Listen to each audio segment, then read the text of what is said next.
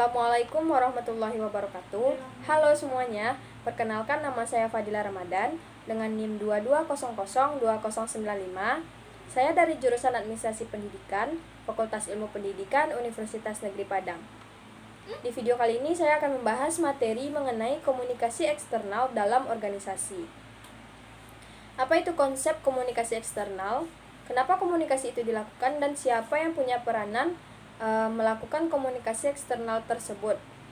Dan yang jelas komunikasi eksternal menjadi satu nyawa yang menjadi potensi yang sangat besar yang akan menentukan tingkat keberhasilan lembaga atau perusahaan. Keberhasilan lembaga atau perusahaan mengidentifikasi atau mengelola komunikasi dengan baik adalah mengindikasikan keberhasilan sebagai lembaga organisasi untuk mendapatkan keuntungan yang luar biasa. Komunikasi eksternal pada prinsipnya akan membangun relasi, membangun hubungan baik dengan mereka-mereka yang terlibat secara langsung ataupun tidak dengan lembaga atau perusahaan di luar organisasi. Pertanyaan pertama harus kita bahas dalam pertemuan kali ini adalah apa sebenarnya yang dimaksud dengan komunikasi eksternal. Komunikasi eksternal adalah suatu proses penyampaian informasi atau pesan atau pertukaran pesan atau disebut juga sebagai satu strategi yang dilakukan, yang dilaksanakan, yang dimanfaatkan oleh suatu perusahaan atau lembaga atau organisasi dimanapun untuk menjalin hubungan.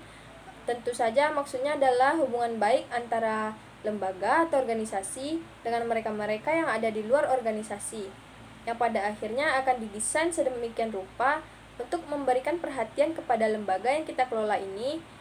Memang tujuannya adalah untuk membangun hubungan baik dengan mereka-mereka yang ada di luar organisasi tempat kita bertugas.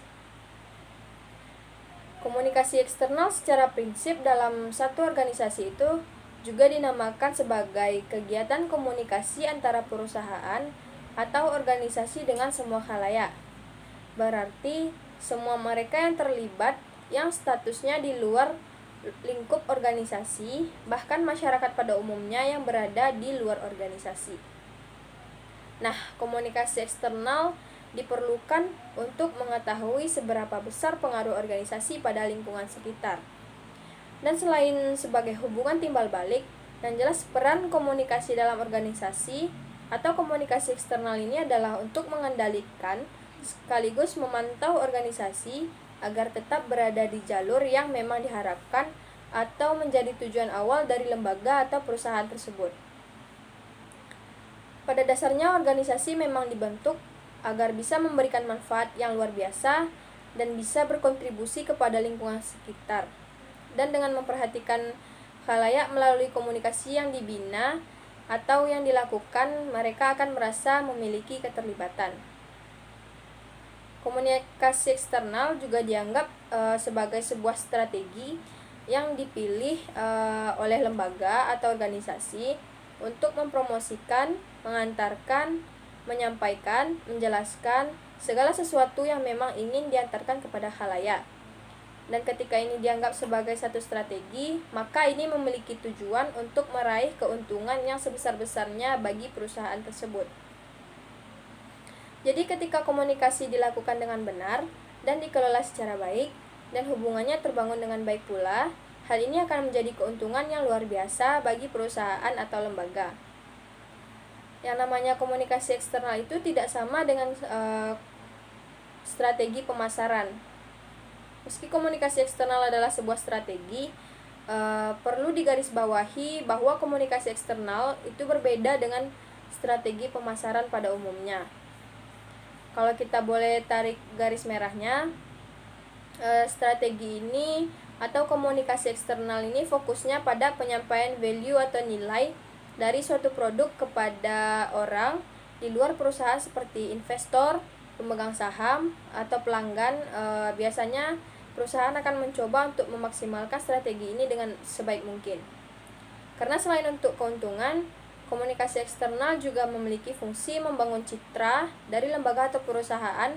Apabila perusahaan itu menjadi baik, tentu hal ini merupakan suatu keuntungan yang luar biasa bagi mereka untuk menarik perhatian dari para pelanggan atau konsumen dari masyarakat umum yang ada di luar organisasi. Apakah terlibat secara langsung atau secara tidak langsung, Yang jelas mereka memiliki satu kondisi yang ikut serta membesarkan lembaga atau perusahaan.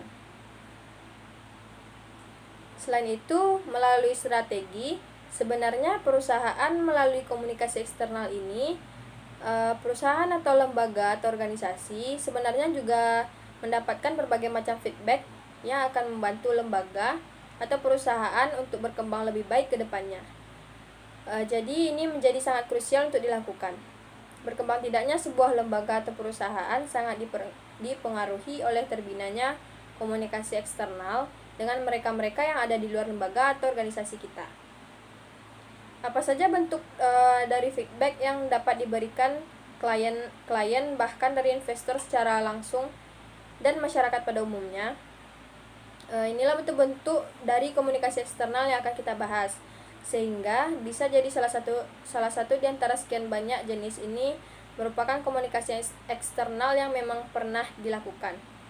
Beberapa di antaranya seperti yang pertama yaitu website perusahaan atau lembaga. Yang jelas website ini seringkali identik dengan media untuk mempromosikan suatu produk, akan tetapi di balik itu yang namanya website itu dijadikan sebagai media untuk membangun komunikasi dengan pihak luar. Secara sadar itu didesain untuk membangun komunikasi dengan mereka-mereka yang secara langsung mungkin tidak akan bisa kita sentuh dalam hubungan tatap muka, tapi melalui website semua orang bisa bersentuh dan dapat terjangkau.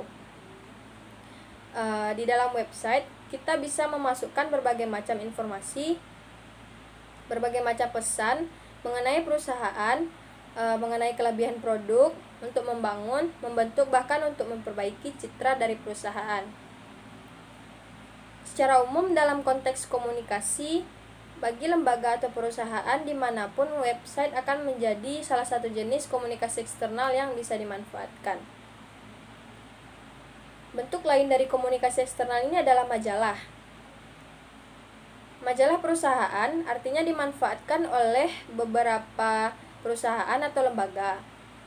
Majalah adalah satu media dalam konteks media cetak yang dapat memuat berbagai macam tulisan maupun gambar, dan digunakan sebagai alat komunikasi terhadap mereka-mereka yang memang tidak bisa secara mudah kita sentuh melalui komunikasi langsung. Dalam satu organisasi atau perusahaan, peran dari majalah perusahaan bisa dimanfaatkan untuk mempromosikan organisasi kepada khalayak, sehingga mereka lebih mengenal organisasi.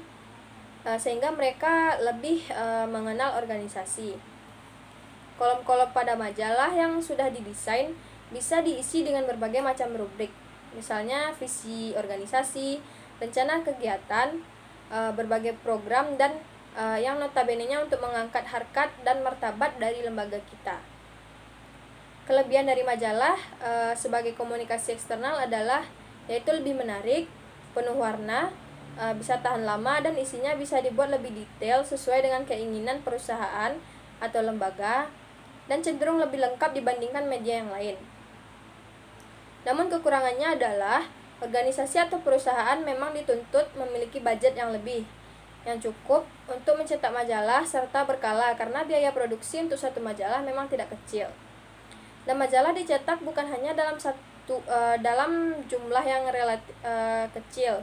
Justru semakin sedikit dicetak, maka semakin besar juga biayanya. Jenis yang berikutnya yaitu press release atau media release. Media rilis dimuat dalam majalah, namun majalah tidak selalu membahas press release.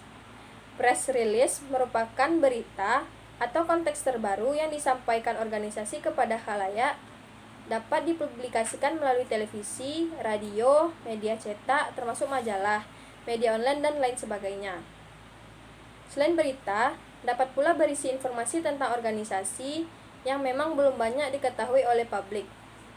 Dan biasanya press release hanya fokus pada satu berita penting, sehingga berita dalam press release lebih mudah untuk diingat oleh para klien atau publik.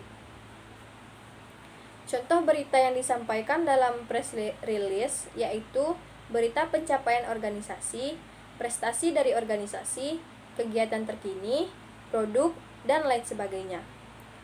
Press release fokus pada satu titik yang ingin dipromosikan. Jenis yang selanjutnya yaitu brosur. Brosur barangkali juga merupakan suatu pilihan dari komunikasi eksternal. Salah satu yang sejenis yaitu poster.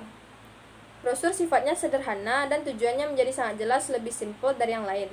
Dan isi dari brosur biasanya langsung muncul ke satu titik masalah, sehingga khalayak dapat memahami isi secara umum dalam sekali baca. Dan brosur ini biasanya dibagikan di tempat-tempat umum yang dapat menjangkau masyarakat banyak. Kekurangan dari brosur ini adalah gampang dibuang jika orang tersebut sudah menerima dan membaca brosur tersebut. Kalau poster hasilnya mungkin akan lebih maksimal dibandingkan dengan brosur, maka dibutuhkan kemampuan untuk membuat poster yang menarik, yang mampu mengundang khalayak untuk memahami maksud dan isi dari poster tersebut. Ada beberapa jenis lain dari komunikasi eksternal yang bisa dimanfaatkan sebagai penanggung jawab atau pimpinan lembaga atau perusahaan, yaitu konferensi pers, di mana narasumber mengandung wartawan atau jurnalis untuk mengumumkan suatu hal yang penting. Tujuan dari konferensi pers adalah untuk memberikan kepastian mengenai sesuatu agar menjadi jelas bagi orang lain. Konferensi pers ini dimulai dengan pernyataan dari narasumber yang sudah ditentukan atau dipilih oleh lembaga atau perusahaan, kemudian dilanjutkan dengan sesi tanya jawab. Orang yang menjadi narasumber adalah orang yang tahu mengenai perusahaan tersebut. Konferensi pers ini juga digunakan untuk mempromosikan produk baru yang akan dirilis oleh perusahaan tersebut. Contoh lainnya yaitu bakti sosial, juga merupakan bentuk dari komunikasi eksternal yang kita bangun di masyarakat dekat dengan perusahaan. Pameran juga bentuk komunikasi eksternal yang kita lakukan untuk memperkenalkan barang-barang, produk-produk, atau segala sesuatu yang ada di perusahaan untuk dikenali. Live event juga dimanfaatkan oleh banyak organisasi di kondisi yang sekarang ini, karena lebih menarik, lebih hidup, karena akan bersentuhan langsung dengan masyarakat sebagai target market, media sosial, dan masih banyak lagi.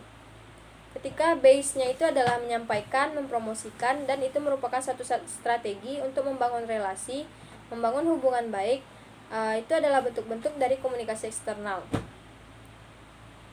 Ada dua alasan yang menguntungkan perusahaan kenapa komunikasi eksternal itu dilakukan. Yang pertama, komunikasi eksternal adalah untuk membentuk persepsi dan opini publik. Jadi semakin baik kita mendesainnya, semakin siap kita mengelolanya. Semakin hebat komunikasi yang dilakukan, maka terbentuklah persepsi positif, persepsi publik, persepsi khalayak, persepsi investor, persepsi klien, persepsi konsumen, persepsi masyarakat, dan masyarakat pada umumnya terhadap lembaga menjadi positif sehingga dapat meningkatkan citra dari perusahaan. Alasan yang kedua yaitu mampu menjangkau pelanggan baru. Melalui komunikasi eksternal yang baik, perusahaan mampu menilai jenis media yang baik dan dapat mendatangkan pelanggan baru yang sebelumnya tidak terdetek oleh kita. Sekian penyampaian materi dari saya. Apabila ada kesalahan saya mohon maaf. Assalamualaikum warahmatullahi wabarakatuh.